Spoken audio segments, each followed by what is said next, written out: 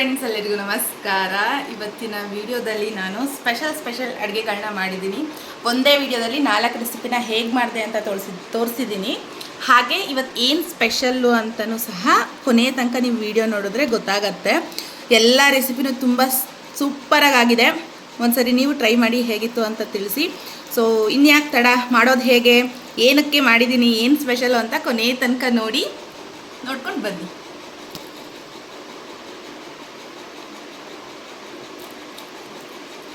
So ಮೊದಲಿಗೆ ನಾನಿಲ್ಲಿ ಎಲ್ಲವನ್ನು ರೆಡಿ ಮಾಡಿ ಇಟ್ಕೊಬಿಟ್ಟಿದ್ದೀನಿ. ಯಾವ ಸಾಮಾನು ಹಾಕಬೇಕು, ಏನೇನು ತರಕಾರಿ ಹಾಕಬೇಕು ಎಲ್ಲ ಹೆಚ್ಚಿ ನೀಟಾಗಿ ತೊಳೆದು ಎಲ್ಲ ಇಟ್ಕೊಬಿಟ್ಟಿದ್ದೀನಿ.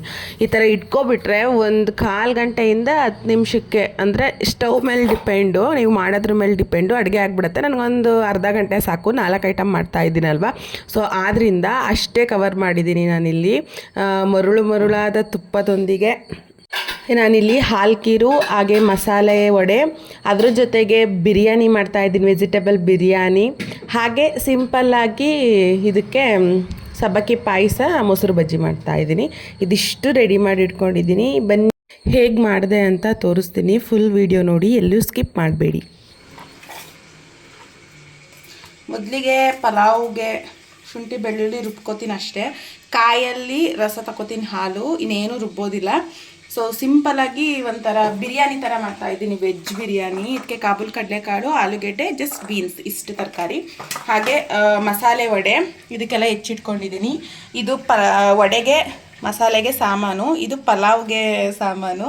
ಇದು ಬಂದು ಸಬ್ಬಕ್ಕಿಯಲ್ಲಿ ಮಾಡ್ತಾಯಿರೋ ಅಂಥದ್ದು ಹಾಲ್ಕೀರು ಅಂತಲೇ ಹೇಳ್ಬಹುದು. ಇದು ಪಲಾವ್ಗೆ, ಇದು ಸ್ವೀಟ್ಗೆ. ತುಪ್ಪ ಇಲ್ಲದೆ ಸ್ವೀಟು ರೆಡಿ ಆಗಲ್ಲ. ಮರುಳಾದ ತುಪ್ಪ. ಇದಕ್ಕೆ ಬಂದು ಮೊಸರು ಬಜ್ಜಿ ಎಲ್ಲ ಹೆಚ್ಚಿಟ್ಟಿದ್ದೀನಿ ಆಲ್ರೆಡಿ. ಸೌತೆಕಾಯಿ ನೀರು ಬಿಟ್ಕೊಂಡಿದೆ, ಎಲ್ಲ ಹಾಕಿದ್ದೀನಿ. ಸೊ ಇವಾಗ ಒಂದೇ ವಿಡಿಯೋದಲ್ಲಿ ಇಷ್ಟು ರೆಸಿಪಿನೂ ಸಿಂಪಲಾಗಿ ನಾನು ಯಾವ ರೀತಿ ಮಾಡ್ತೀನಿ ಅಂತ ತೋರಿಸ್ಕೊಡ್ತೀನಿ. ಬನ್ನಿ. ಹಾಗಿದ್ರೆ ತುಪ್ಪ ಹಾಕ್ಕೊಂಡಿದ್ದೀನಿ. ಇವಾಗ ಬಾದಾಮಿ ಮತ್ತು ಗೋಡಂಬಿ ಹಾಕೋತೀನಿ. ಇದೊಂದು ಸ್ವಲ್ಪ ಕೆಂಪಗಾದ ನಂತರ ದ್ರಾಕ್ಷಿ ಹಾಕೊಳ್ಳಿ, ಇಲ್ಲ ಅಂದರೆ ಬೇಗ ಸೀದೋಗ್ಬಿಡತ್ತೆ. ಇವಾಗ ದ್ರಾಕ್ಷಿ ಹಾಕೋತೀನಿ. ಎಣ್ಣೆ ಕಾಯ್ದಿರೋದ್ರಿಂದ ಬೇಗ ದ್ರಾಕ್ಷಿ ಕಲರ್ ಬಂದಿರುತ್ತೆ. ಇವಾಗ ಇದು ರೆಡಿ ಆಗಿದೆ. ಇದಕ್ಕೆ ನೀವು ರಾತ್ರಿನೇ ನೆನೆ ಹಾಕಿರುವಂತಹ ಸಬ್ಬಕ್ಕಿ ಹಾಕೋಬೇಕು.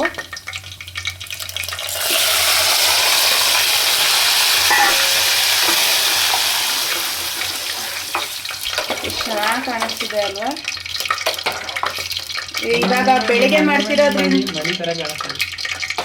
ಮಾಡ್ತಿರೋದ್ರಿಂದ ರಾತ್ರಿನೇ ನೆನೆ ಹಾಕಿದ್ದೀನಿ. ನೀವೇನಾದರೂ ಮಧ್ಯಾಹ್ನ ಮಾಡ್ತೀನಿ ಅಂದರೆ ನಿಮಗೆ ಅಳತೆ ಗೊತ್ತಾಗತ್ತೆ ಅಲ್ವಾ? ಸೊ ಆ ರೀತಿ ನೆನೆ ಹಾಕೊಳ್ಳಿ. ಇದಕ್ಕೆ ಇವಾಗ ಹಾಲು ಹಾಕ್ಬಿಡ್ತೀನಿ. ಚೆನ್ನಾಗಿ ಬೇಯಬೇಕು ಸಬ್ಬಕ್ಕಿ, ಟ್ರಾನ್ಸ್ಪರೆಂಟ್ ಥರ. ಇದ್ರ ಪಾಡ್ಗಿದು ಬೇಯಲಿ. 4 ಸ್ಟವ್ ಇದ್ದಿದ್ರೆ ಒಂದು ಅರ್ಧ ಗಂಟೆಗೆ ಅಡುಗೆ ರೆಡಿ ಆಗಿಬಿಡೋದು. ಬಟ್ ಇಲ್ವಲ್ಲ. ಇವಾಗ ಈ ಕಡೆ ಸೈಡು ಬಿರಿಯಾನಿ ಮಾಡೋದು ನೋಡೋಣ. ನಾನು ಮೊದಲಿಗೆ ಮಸಾಲೆ ಐಟಮ್ಸು ಅಂದರೆ ಕಲ್ಲುವ್ವ, ಚಕ್ಕೆ, ಲವಂಗ, ಕಸ್ತೂರಿ ಮೇಥಿ, ಸೋಂಪು ಇದಿಷ್ಟು ಹಾಕೋತೀನಿ. ಇದಾದ ನಂತರ ಎಣ್ಣೆ ಹಾಕಿದ್ದೀನಿ ಮೊದಲು, ಅದೇ ಮರ್ತುಬಿಟ್ಟೆ ನಿಮಗೆ. ಎಣ್ಣೆ, ತುಪ್ಪ, ಹಾಗೆ ಹಸಿಮೆಣಸಿನ್ಕಾಯಿ.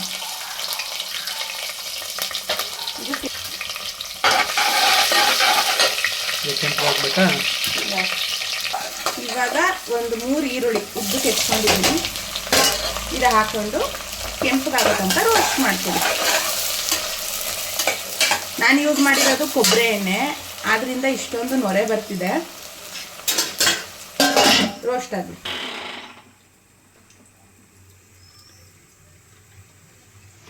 ಶುಂಠಿ ಬೆಳ್ಳುಳ್ಳಿ ಪೇಸ್ಟ್ ಮಾಡ್ಕೊಂಡಿದ್ದೀನಿ ಪಲಾವ್ಗೆ. ಇವಾಗ ಇದಕ್ಕೆ ಒಂದು 2 ಟೊಮೊಟೊ ಹಾಕಿ ಪೇಸ್ಟ್ ಮಾಡ್ಕೊತೀನಿ, ಅಂದರೆ ಒಂಥರ ಟೆಕ್ಸ್ಚರ್ ತುಂಬ ಚೆನ್ನಾಗಿ ಬರುತ್ತೆ, ಫ್ಲೇವರು. ಅದಕ್ಕೋಸ್ಕರ ಈ ರೀತಿ ಇರಬೇಕು. ಇವಾಗ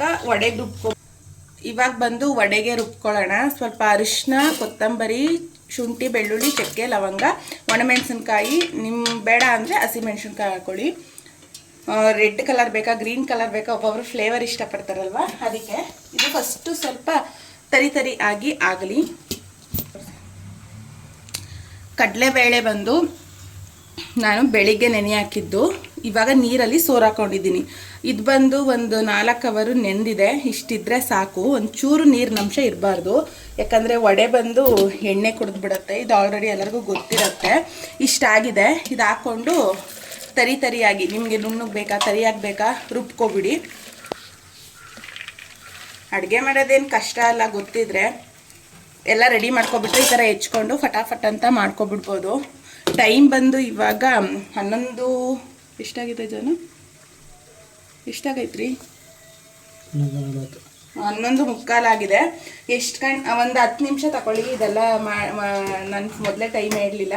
ಆಮೇಲೆ ಎಷ್ಟಾಗತ್ತೆ ಅಂತ ನಿಮಗೆ ತೋರಿಸ್ತೀನಿ ಟೈಮ್ನ. ಇದು ನೋಡ್ಬೋದು, ಸಬ್ಬಕ್ಕಿ ಟ್ರಾನ್ಸ್ಪರೆಂಟ್ ಆಗ್ತಾ ಇದೆ. ಹಾಲು ಜೊತೆಗೆ ಸ್ವಲ್ಪ ನೀರನ್ನು ಸಹ ನಾನು ಹಾಕಿದ್ದೀನಿ. ಇವಾಗ ಪಲಾವ್ ನೋಡೋಣ ಬನ್ನಿ. ನೋಡಿ, ಇಷ್ಟು ಕಲರು ಬ್ರೌನ್ ಆಗಿದೆ ಸ್ವಲ್ಪ ಈರುಳ್ಳಿ. ಇಂಥ ಟೈಮಲ್ಲಿ ನೀವು ನಿಮಗೆ ಬೇಕಾಗಿರುವಂತಹ ತರಕಾರಿಯನ್ನು ಹಾಕೊಳ್ಳಿ. ನಾನಿಲ್ಲಿ ಕಾಬೂಲ್, ಕ್ಯಾರೆಟ್ ಹಾಗೆ ಆಲೂಗಡ್ಡೆ ಅಷ್ಟೇ ಹಾಕ್ಕೊಂಡಿರೋದು. ತರಕಾರಿ ಬೇಡ ಅಂದ್ರೂ ಸೊಪ್ಪು ಯೂಸ್ ಮಾಡ್ಕೊಳ್ಳಿ, ಅದು ಬೇಡ ಅಂದರೆ ಸ್ಕಿಪ್ ಮಾಡಿ ಟೊಮೊಟೊ ಈರುಳ್ಳಿ ಮಾತ್ರ ಬಳಸ್ಕೊಳ್ಳಿ. ಪಲಾವ್ ಅಂದರೆ ನಾವು ಯಾವ ರೀತಿ ಎಲ್ಲ ಮಾಡ್ತೀವಿ ಆ ರೀತಿ ಎಲ್ಲ ಟೇಸ್ಟ್ ಕೊಡ್ತಾ ಹೋಗುತ್ತೆ. ಸೊ ಇವಾಗ ತರಕಾರಿ ಒಂದು ಸ್ವಲ್ಪ ಫ್ರೈ ಆಗಲಿ. ಇವಾಗ ಒಡೆಗೂ ರುಬ್ಕೊಂಡಾಯಿತು. ಸಬ್ಸಿಗೆ ಈರುಳ್ಳಿ ಹೆಚ್ಕೊಂಡಿದ್ದೀನಿ ಆಲ್ರೆಡಿ. ಇವಾಗ ಇದನ್ನು ಮೀಡಿಯಮ್ ಆಗಿ, ತರಿನೂ ಅಲ್ಲ ಹಾಗೆ ನುಣ್ಣಗೂ ಅಲ್ಲ, ಆ ರೀತಿ ಒಂದೊಂದು ಕಾಳು ಇರಬೇಕು, ಆ ರೀತಿ ರುಬ್ಕೊಂಡಿದ್ದೀನಿ. ಎಷ್ಟು ಗಟ್ಟಿಯಾಗಿದೆ ಅಂತ ನೋಡಬಹುದು. ಹೀಗೆ ರುಬ್ಕೋಬೇಕು, ನೀರನ್ನು ಒಂಚೂರು ಬಳಸಬಾರ್ದು. ನೆಂದಿರುತ್ತಲ್ಲ ಕಡಲೆಬೇಳೆ, ಅದರಲ್ಲೇ ರುಬ್ಕೋಬೇಕು. ಸೊ ಇವಾಗ ಹಾಕ್ಕೊಂಡು ಇದನ್ನು ನೀಟಾಗಿ ಮಿಕ್ಸ್ ಮಾಡ್ಕೋತೀನಿ.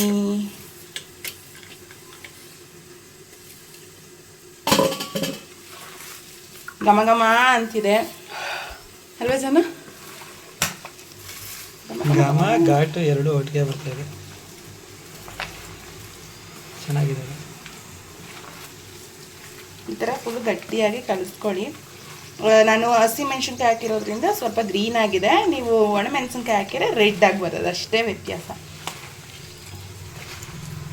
ಜಾಸ್ತಿ ಈರುಳ್ಳಿನೂ ಹಾಕಬಾರ್ದು, ಜಾಸ್ತಿ ಸೊಪ್ಪು ಹಾಕಬಾರ್ದು, ಮೀಡಿಯಮ್ ಆಗಿರಬೇಕು. ಆವಾಗಲೇ ಇದು ರುಚಿಯಾಗಿ ಆಗೋ ಅಂಥದ್ದು. ನೀಟಾಗಿ ಕಲಿಸಿದ್ದೀನಿ. ಇವಾಗ ಇದನ್ನು ಒಂದು ಕಡೆ ಸೈಡ್ಗೆ ಇಟ್ಬಿಡೋಣ. ಪರ್ಫೆಕ್ಟಾಗಿ ಆಗಿದೆ. ಓಕೆ, ಇದು ಇಷ್ಟು ಫ್ರೈ ಆಗಿದೆ. ಇವಾಗ ಶುಂಠಿ, ಬೆಳ್ಳುಳ್ಳಿ, ಟೊಮೊಟೊ ರುಬ್ಬಿದ್ದೆ ಅಲ್ವ ಮೊದಲೇ, ಇದನ್ನು ಹಾಕ್ಕೊಂಡು ಇದಕ್ಕೆ 1-2 ಟೊಮೊಟೊ ಹಾಗೆ ಹೆಚ್ಚಿಟ್ಕೊಂಡಿದ್ದೀನಿ. ಇದನ್ನು ಹಾಕ್ಕೊಂಡು ನೀಟಾಗಿ ಹಸಿ ವಾಸನೆ ಹೋಗೋ ತನಕ ಇದನ್ನು ಹುರ್ಕೋತೀನಿ. ಇದು ಫುಲ್ಲು ಕುದಿ ಬರ್ತಿದೆ, ಇಷ್ಟು ಬೆಂದಿದೆ. ಇದು ಇನ್ನೊಂದು ಸ್ವಲ್ಪ ಬೇಯಬೇಕು. ಅಂಥ ಟೈಮಲ್ಲಿ ಇದಕ್ಕೆ ಸಕ್ಕರೆನ ಆ್ಯಡ್ ಮಾಡ್ಕೊತೀನಿ. ನೀವು ಬೇಕಿದ್ರೆ ಬೆಲ್ಲ ಹಾಕೋಬಹುದು.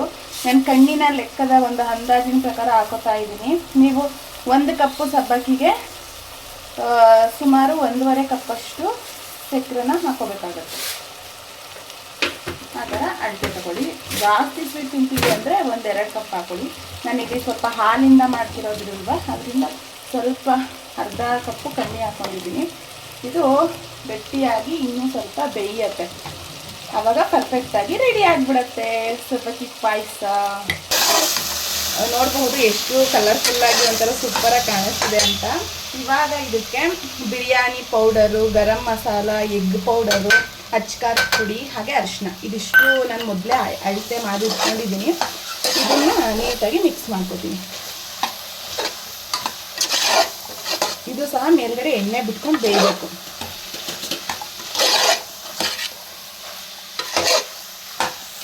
ಇದಕ್ಕೆ ಇವಾಗ ಮೊಸರನ್ನ ಸ್ವಲ್ಪ ಹಾಕೋತೀನಿ. ನೋಡಿ ಹಾಕೊಳ್ಳಿ, ಯಾಕಂದರೆ ಮೊದಲೇ ಟೊಮೊಟೊ ಹಾಕಿದ್ದೀನಿ, ಅದರಲ್ಲೆಲ್ಲ ಹುಳಿ ಅಂಶ ಇರುತ್ತೆ. ನೋಡಿ ಮೊಸರನ್ನ ಆ್ಯಡ್ ಮಾಡಿ. ಈ ಮೊಸರು ಅಥವಾ ನಿಂಬೆಹಣ್ಣನ್ನು ಹಾಕೋ ಅಂಥದ್ದು ಏನಕ್ಕೆ ಅಂದರೆ ಒಂದು ಟೇಸ್ಟನ್ನ ಬ್ಯಾಲೆನ್ಸ್ ಮಾಡುತ್ತೆ, ಉಪ್ಪು ಹುಳಿ ಕಾರಣ ಅಂತ ಅಂದ್ಬಿಟ್ಟು. ಇವಾಗ ಇದು ಎಣ್ಣೆ ಬಿಟ್ಕೊಂಡು ಬೇಯಿರಿ. ಅಷ್ಟರಲ್ಲಿ ನಾವು ಕಾಯಿ ರಸ ತಗೊಬಿಡೋಣ. ಈ ಕಾಯಿನ ಹಾಕ್ಕೊಂಡು ಒಂದು ಅರ್ಧ ಹೋಳು ತಗೊಂಡಿದ್ದೀನಿ. ಕಾಯಿ ರಸವನ್ನು ತೆಗೆದುಕೊಳ್ಳೋಣ. 2 ಲೋಟ ಅಕ್ಕಿಗೆ 4 ಲೋಟ ನೀರು ತಗೊಂಡಿದ್ದೀನಲ್ವ, 4 ಲೋಟ ನೀರಿಗೂ ಎಷ್ಟಾಗುತ್ತೆ ಅಷ್ಟು ಕಾಯಿ ರಸವನ್ನು ತಗೋತೀನಿ ನಾನಿಲ್ಲಿ. ಅಕ್ಕಿನ ನೀಟಾಗಿ ತೊಳೆದು ಇಟ್ಕೊಂಡಿದ್ದೀನಿ ಅಳತೆ ಮಾಡಿ ಸ್ವಲ್ಪ ಅಕ್ಕಿ ನೆನಿಲಿ ಅಂತ ಅಂದ್ಬಿಟ್ಟು ಅದೇ ನೀರು ಹಾಕ್ಕೊಂಡು ನಾನು ರಸ ತಗೋತೀನಿ.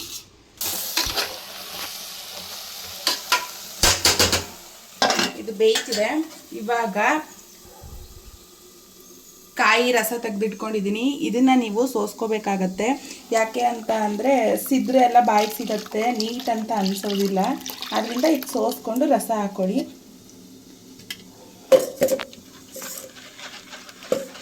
ಆವಾಗ ಟೇಸ್ಟು ತುಂಬಾ ಚೆನ್ನಾಗಿರುತ್ತೆ. ಬಿರಿಯಾನಿ ಥರ ಅಲ್ಲ, ನಾವು ಬಿರಿಯಾನಿನೇ ಮಾಡ್ತಿರೋದು, ವೆಜಿಟೇಬಲ್ ಬಿರಿಯಾನಿ. ನಮ್ಮ ಮನೆಯವ್ರಿಗೆ ಮಾಡಿಕೊಟ್ಟು ತುಂಬ ದಿನ ಆಗ್ಬಿಟ್ಟಿತ್ತು. ಮನೆಯವ್ರು ತಿನ್ಕೋತಾರೆ ಈ ಹೆಸರು. ನೀವು ಕಾಯಿ ರಸನ ಯಾವ ರೀತಿ ತಗೋಬೇಕು ಅಂದರೆ, ಈ ಥರ ಕಾಯಿ ರಸ ತೆಗೆದಾಗ ಈ ಥರ ಹಿಂಡಿದಾಗ ಇದು ನಿಮಗೆ ಬೆಂಡಾಗಿ ಅನಿಸ್ಬೇಕು, ಇನ್ನೂ ರಸ ಇರಬೇಕು ಅಂತ ಅನಿಸ್ಬಾರ್ದು. ಆವಾಗ ಇದು ಪರ್ಫೆಕ್ಟಾಗಿ ಆಗಿದೆ ಅಂತ ಅರ್ಥ. ಸೊ ಇಷ್ಟು ರಸ ನೀಟಾಗಿ ಬಂದಿದೆ. ಎಷ್ಟು ಬರುತ್ತೆ ಅಷ್ಟು ತಗೊಳ್ಳಿ. ಇವಾಗ ಇಲ್ಲಿಗೆ ಬನ್ನಿ. ಎಣ್ಣೆ ಬಿಟ್ಕೊಂಡು ಬೇಯ್ತಿದೆ. ನೀವು ನೀಟಾಗಿ ನೋಡಬಹುದು, ಗ್ರೇವಿ ಥರನೂ ಇದನ್ನು ತಿನ್ನಬಹುದು. ಇವಾಗ ಇದಕ್ಕೆ ನಾನು ರಸವನ್ನು ಸೇರಿಸಿ ನೀಟಾಗಿ ಬೇಯೋದಕ್ಕೆ ಬಿಡ್ತೀನಿ. ರುಚಿಗೆ ತಕ್ಕಷ್ಟು ಉಪ್ಪನ್ನು ಹಾಕೋಬಿಡ್ತೀನಿ. ನಂತರದಲ್ಲಿ ಕೊನೆಯಲ್ಲಿ ಅಕ್ಕಿಯನ್ನು ಹಾಕೋದಕ್ಕೆ ಸುಲಭ ಆಗುತ್ತೆ.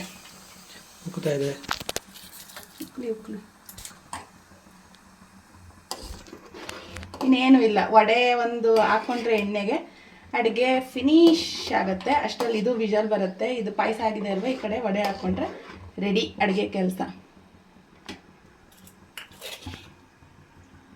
1-2 ಸ್ಪೂನ್ ಅಷ್ಟು ಹಾಕ್ಕೊಂಡಿದ್ದೀನಿ ಉಪ್ಪು. ನೋಡ್ಕೊಂಡು ಹಾಕೊಳ್ಳೋಣ. ಮೇಲ್ಗಡೆ ಕೊತ್ತಂಬರಿ ಸೊಪ್ಪು ಹಾಕ್ಬಿಡೋಣ. ಇವಾಗಲೇ ಫ್ಲೇವರ್ ಬಿಟ್ಕೊಂಡು ಚೆನ್ನಾಗಿ ಬಿಡುತ್ತೆ.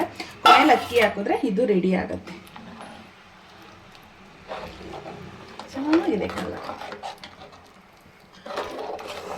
ಬಣ್ಣ ಬಣ್ಣದ ಬಿರಿಯಾನಿ ಬಣ್ಣಿಸಲು ಸಾಲದು ಈ ಸಾಲು.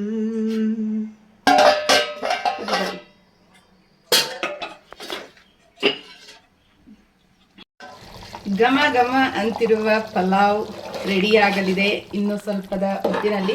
ಇವಾಗ ಉಪ್ಪು ಹುಳಿ ಖಾರ ನೋಡಿಕೊಂಡು ನೀವು ಏನು ಬೇಕೋ ಹಾಕೊಳ್ಳಿ. ಇದೆಲ್ಲ ಪರ್ಫೆಕ್ಟ್ ಆಗಿದೆ. ಸ್ವಲ್ಪ 1 ಇಂಚಷ್ಟು ಮುಂದೆ ಹಾಕೊಳ್ಳಿ. ಯಾಕಂದರೆ ಅಕ್ಕಿ ಹಾಕಿದಾಗ ಬೆಂದಾಗ ಅದು ಕಮ್ಮಿ ಆಗುತ್ತೆ. ಅಕ್ಕಿಗೆಲ್ಲ ನೀಟಾಗಿ ಹಿಡಿಬೇಕಲ್ವ. ಸೊ ತೊಳೆದು ನೆನೆ ಹಾಕಿ ಇಟ್ಕೊಂಡಿರುವಂತಹ 2 ಲೋಟದ ಅಕ್ಕಿಯನ್ನು ಹಾಕಿ ನೀವು ಕುಕ್ಕರಾರು ಮುಚ್ಕೊಳ್ಳಿ, ಇಲ್ಲ ಹಾಗೆ ಯಾರು ಓಪನ್ ಬೇಯಿಸ್ಕೊಳ್ಳಿ. ಇದನ್ನು ನೀಟಾಗಿ ಬೇಯಿಸ್ಕೊಂಡು ನಂತರದಲ್ಲಿ ತೋರಿಸ್ತೀನಿ. ಸೊ ಮಧ್ಯ ತಿರುಗಿಸ್ತಾ ಇರಿ, ತಳ ಹತ್ತಿಬಿಡುತ್ತೆ. ಇದು ಆಗಲಿ ಅಥವಾ ಪಾಯಸ ಆಗಲಿ 2 ತಳ ಹತ್ತತ್ತೆ. ನೋಡಿ ತಿರುಗಿಸಿ. ಹಾಗೆ ನೀಟಾಗಿ ಮಧ್ಯದಲ್ಲಿ ನೀವು ಬಿಟ್ಟು ಆಮೇಲೆ ಮಾಡ್ಕೋತೀನಿ ಕೆಲಸ ಅಂದರೆ ಮಾಡೋಕ್ಕಾಗಲ್ಲ. ಹಾಗೆ ಇಲ್ಲೂ ಮಾಡ್ತಾ ಇರಬೇಕು, ಮಿಕ್ಸಿ ಮಾಡೋ ಕೆಲಸ ಮಿಕ್ಸಿನೂ ಮಾಡ್ತಾ ಇರಬೇಕು, ಹಾಗೆ ರುಬ್ಬ ಕೆಲಸ ರೆಡಿ ಮಾಡಬೇಕು. ಎಲ್ಲನೂ ಅಲ್ಲಲ್ಲೇ ಮಾಡಿ ಪಾತ್ರೆನೂ ಸಹ ಅಲ್ಲೇ ತೊಳೆದು ಹಾಕ್ಬಿಡ್ಬೇಕು. ಈ ರೀತಿ ಪಟಾಪಟ್ ಅಂತ ಎಲ್ಲ ಕೆಲಸ ಆಗ್ಬಿಡತ್ತೆ. ಟೈಮ್ ಎಷ್ಟು ಜಾನು? 12 ಗಂಟೆ 1 ನಿಮಿಷ. ಎಸ್, ನಿಮ್ಮ ವಾಚಲ್ಲಿ ತೋರಿಸಿ. ಇದೊಂದು 2 ನಿಮಿಷ ಜಾಸ್ತಿ ಇದೆಯಾ? ಒಂದು ಅರ್ಧ ಗಂಟೆಲಿ ಎಲ್ಲ ರೆಡಿ ಮಾಡ್ಕೊಬಿಟ್ರೆ ರೆಡಿ ಆಗಿಬಿಡತ್ತೆ. 12 ಕಾಲು ಅನ್ಕೊಳ್ಳಿ. ಇನ್ನು 1/4 ಗಂಟೆಲಿ ಇದು ಬೇಯತ್ತೆ. ಪಕ್ಕದಲ್ಲಿ ವಡೆನೂ ರೆಡಿ ಮಾಡಿಬಿಡ್ತೀನಿ ಅಷ್ಟೇ.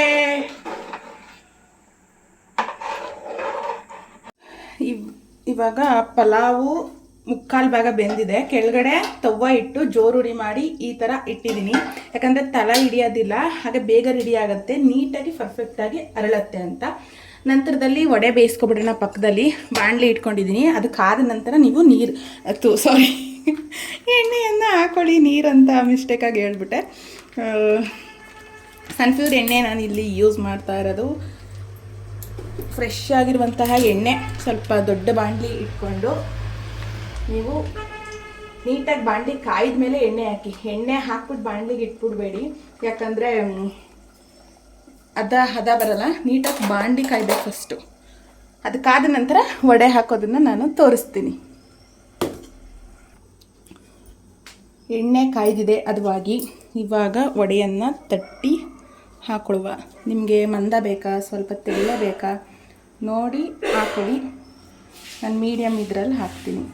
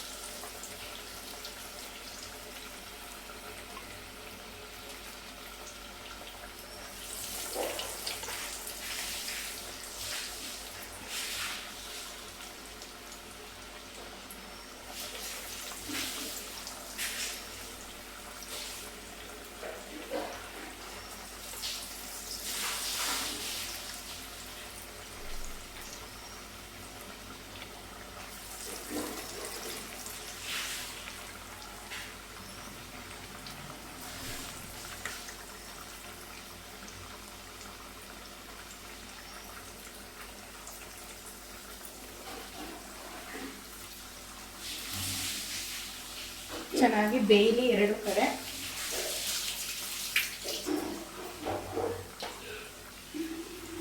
ವಡೆ ಒಂದು ಟ್ರಿಪ್ಪು ಬೇಯಿಸಿ ಇನ್ನೊಂದು ಟ್ರಿಪ್ ಹಾಕಿದ್ದೀನಿ. ಇದು ಬೇಯಿಸೋದೇ ಸ್ವಲ್ಪ ನಿಧಾನ. ನೋಡಿದ್ರಲ್ವ ಎಷ್ಟು ಚೆನ್ನಾಗಿ ಗರ್ಗರಿಯಾಗಿ ಆಗಿದೆ ಅಂತ. ಎಲ್ಲ ಪರ್ಫೆಕ್ಟಾಗಿದೆ, ಟೇಸ್ಟು ತುಂಬ ಚೆನ್ನಾಗಿದೆ.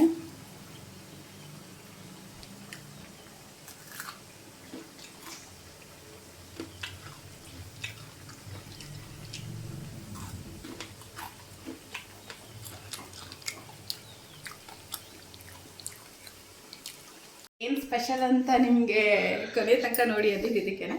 ಹೊರಟ್ವಿ, ಎಲ್ಲ ಪ್ಯಾಕ್ ಆಗಿದೆ. ಸೊ ಬನ್ನಿ, ಗೊತ್ತಾಗತ್ತೆ.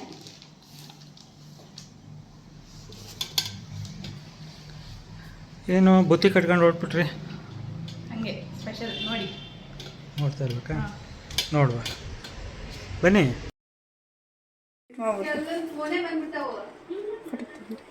ಫ್ಲಶ್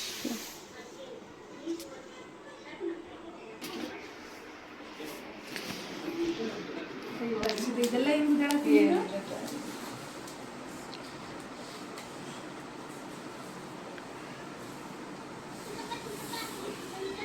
ಸೀರೆ ನನಗೆ ಕೊಡ್ತೀರಾ?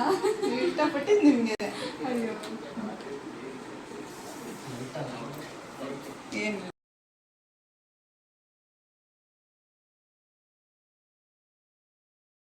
ಗೊತ್ತಾಯಿತು ಅನಿಸುತ್ತೆ ವಿಡಿಯೋದಲ್ಲಿ. ಸೊ ಅಕ್ಕಂಗೆ ಇವಾಗ 8 ತಿಂಗಳು, ಇನ್ನೊಂದು 15 ದಿನ ಬಿಟ್ಕೊಂಡು ಅವ್ರು ಊರಿಗೆ ಹೋಗ್ತಾರೆ. ಸೊ ನಮ್ಮನೆ ಒಂದು 2nd ಫ್ಲೋರ್ ಹತ್ತಕ್ಕಾಗದೇ ಇರೋ ಕಾರಣ ಸೊ ಅವರು ಇಷ್ಟಪಡುವ ಅಡುಗೆಗಳನ್ನೆಲ್ಲ ಮಾಡಿಕೊಂಡು ಅವ್ರಿಗೆ ಕೊಟ್ಬಿಟ್ಟು ಖುಷಿ ಪಡಿಸ್ಬಿಟ್ಟು ಬಂದ್ವಿ. ಸೊ ಸಿಂಪಲ್ಲಾಗಿ ಈ ರೀತಿ ಇತ್ತು. ಸೊ ಈ ವಿಡಿಯೋ ಇಷ್ಟ ಆಗಿದ್ರೆ ಲೈಕ್ ಮಾಡಿ, ಶೇರ್ ಮಾಡಿ, ಕಮೆಂಟ್ಸ್ ಮಾಡಿ. ಎಲ್ಲರ ಒಂದು ಬಸ್ರಿ ಬಯಕೆ ಇದಾಗಿರುತ್ತೆ ಅಂತ ನಾನು ಅಂದ್ಕೊಂಡಿದ್ದೀನಿ. ಮುಂದಿನ ವಿಡಿಯೋದಲ್ಲಿ ಸಿಗ್ತೀನಿ. Thank you for watching. Bye.